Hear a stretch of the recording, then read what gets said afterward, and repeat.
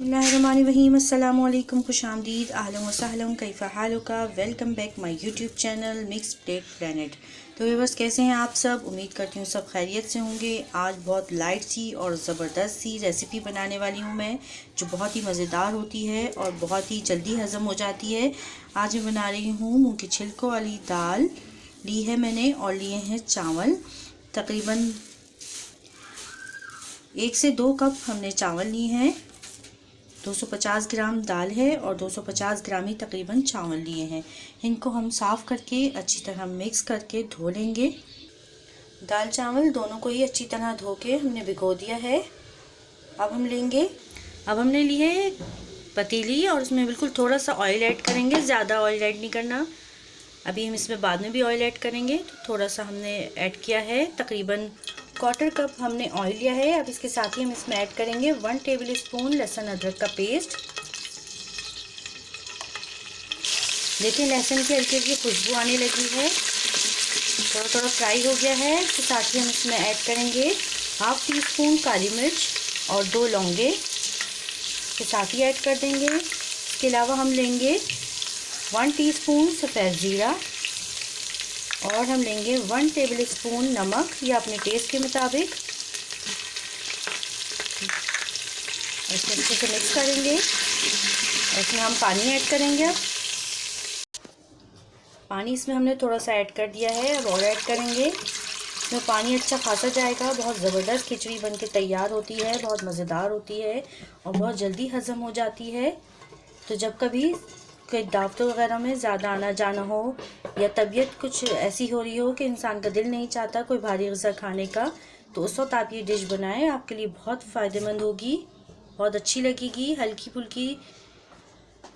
तकरीबन 2 लीटर हमने इसमें पानी ऐड कर दिया है। अब हम इसे पकाने रख देंगे।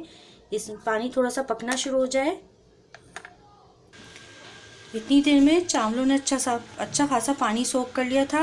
मैंने इसमें थोड़ा सा पानी और ऐड कर दिया है। इसको जितना आप ज़्यादा भिगोएंगे उतना अच्छा है। ज़्यादा देर भीगेंगे चावल तो जल्दी पक जाएगी, आपकी खिचड़ी जल्दी तैयार हो जाएगी।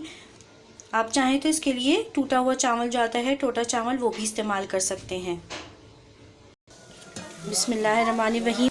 देखें पानी में अच्छी तरह उबाल आ गया। इसके साथ ही हम डालेंगे 1 टुकड़ा, बड़ा टुकड़ा हो तो दालचीनी का 1 डाल लें, छोटे छोटे टुकड़े हो तो 2-3 डाल दें। और इसके साथ ही हम इसमें चावल ऐड करेंगे। दाल और चावल हमने जो भिगो के रखे थे इसमें ऐड कर देंगे।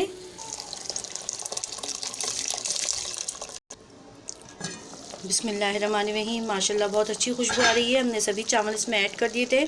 देखें अच्छी तरह पकने शुरू हो गए हैं। मीडियम टू हाई फ्लेम है, हमने मीडियम टू हाई फ्लेम पे पकाने रखा हुआ है।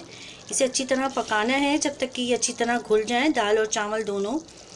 अभी ये फूलेंगे चावल और पानी से किससे, और जितने फूलेंगे उतना अच्छा है, उतनी ही जल्दी घुलेंगे ये। अगर आपको इसके पकते में लगे कि पानी कम हो रहा है तो आप इसमें पानी और ऐड कर सकते हैं। वैसे जितना हमने पानी ऐड किया है इसके हिसाब से सही है, इंशाल्लाह इसी में पक के तैयार हो जाएगी। लेकिन अगर आपको लगे कि कम है पानी, कुछ चावल ज़्यादा पानी पीते हैं, तो इसमें और पानी ऐड कर सकते हैं आप पकाते में।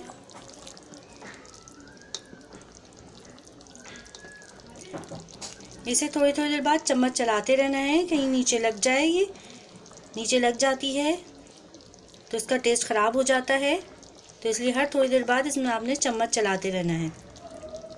और इसे जब तक पकाना है जब तक कि अच्छी तरह घुल ना जाए।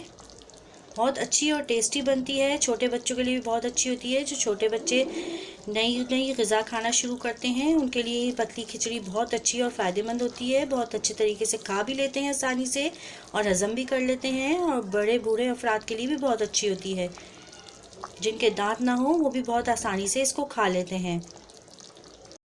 बीमार अफराद के लिए भी बहुत अच्छी है ये, जिनके मैदे कमज़ोर हो जाते हैं, जिनको हल्की ग़िज़ा का मशवरा देते हैं डॉक्टर, वो ये खा सकते हैं। देखिए तकरीबन 5 से 10 मिनट हो चुके हैं इसको पकते हुए, और दाल और चावल अच्छी तरह फूल चुके हैं। पानी कम हो गया है, तो अब हम इसका फ्लेम बिल्कुल लो कर देंगे, नहीं तो अब ये लगनी शुरू हो जाएगी। इसका फ्लेम लो कर देंगे और लो फ्लेम पे इसे ढक के पकाएंगे, और इसे बार बार चमचा चलाते रहना है इसको। बिस्मिल्लाहिर्रहमानिर्रहीम। माशाल्लाह देखें बहुत ज़बरदस्त सी पतली खिचड़ी बन के रेडी हो गई है। ज़बरदस्त हो गया है। इतने ही हमें ऐसी पतली इतनी चाहिए थी। अगर आपको ज़्यादा पतली पसंद हो तो आप इसमें पानी और ऐड कर सकते हैं, लेकिन ये बिल्कुल सही है। इसका फ्लेम हमने ऑफ़ कर दिया है। अब हम इसमें लगाएंगे ज़बरदस्त सा मज़ेदार सा भगार। तो भगार के लिए हमने लिया है एक फ्राई पैन और उसमें हमने ऑयल रख दिया है गरम करने के लिए। अब हम इसमें डालेंगे थोड़े से प्याज और इसको हल्का हल्का फ्राई करेंगे। अगर तो आप ऐसे मरीज़ों के लिए पतली खिचड़ी बना रहे हैं जिनको ऑयल नहीं खाना ज़्यादा, तो आप ये भगार को स्किप भी कर सकते हैं। और अगर बिल्कुल ही ऑयल मना हो, घी वगैरह, तो आप शुरू में जैसे हमने घी में लहसुन फ्राई करके हमने चावलों को डाला था, तो आप उसमें भी स्किप कर सकते हैं। आप सिर्फ चावल और दाल धो के पानी में पका सकते हैं इस खिचड़ी को। और अगर आप घर के फैमिली मेम्बर्स के लिए बना रहे हैं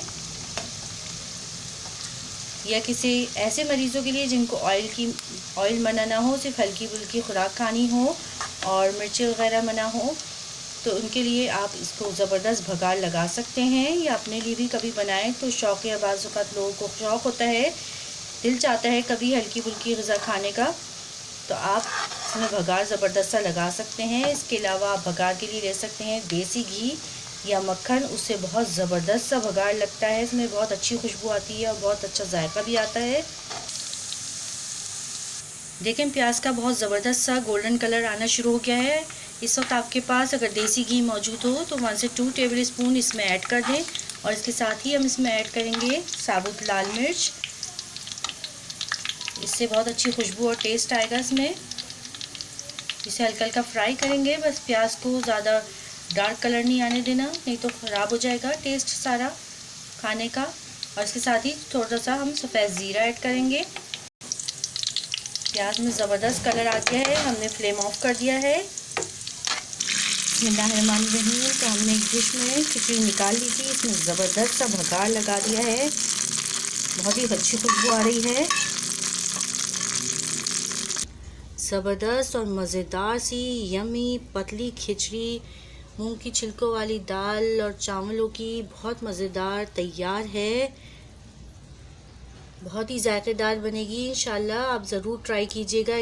माशाल्लाह बहुत ही ज़बरदस्त लग रही है। खाते हुए आप इस पे गरम मसाला छिड़कें, ज़रा सा सैलेड बनाएं ज़बरदस्त सी, और इसके अलावा ग्रीन चटनी हो इसके साथ तो क्या ही बात है। नींबू छिड़कें इसके ऊपर और इसके साथ खाएं शलजम का अचार या मूली और गाजर का अचार, जो बहुत ही ज़बरदस्त रेसिपीज़ मेरे चैनल पे आपको मिल जाएंगी, चटनी की भी और शलजम के अचार की भी और गाजर और मूली के अचार की भी ज़बरदस्त रेसिपीज़ आप इंजॉय कर सकते हैं मेरे चैनल पे जाके। इसीलिए मैं कहती हूँ मेरे चैनल को ज़रूर सब्सक्राइब कर लें। अगर मेरी वीडियो पसंद आई है तो लाइक करें, शेयर करें और मेरे चैनल को ज़रूर सब्सक्राइब करें और प्यारा सा कमेंट ज़रूर दीजिएगा अपना। चलती हूँ, दुआओं में याद रखिएगा, अपना बहुत सारा ख्याल रखिएगा। मुझे दीजिए इजाज़त। फ़ी अमान अल्लाह, अल्लाह हाफिज़।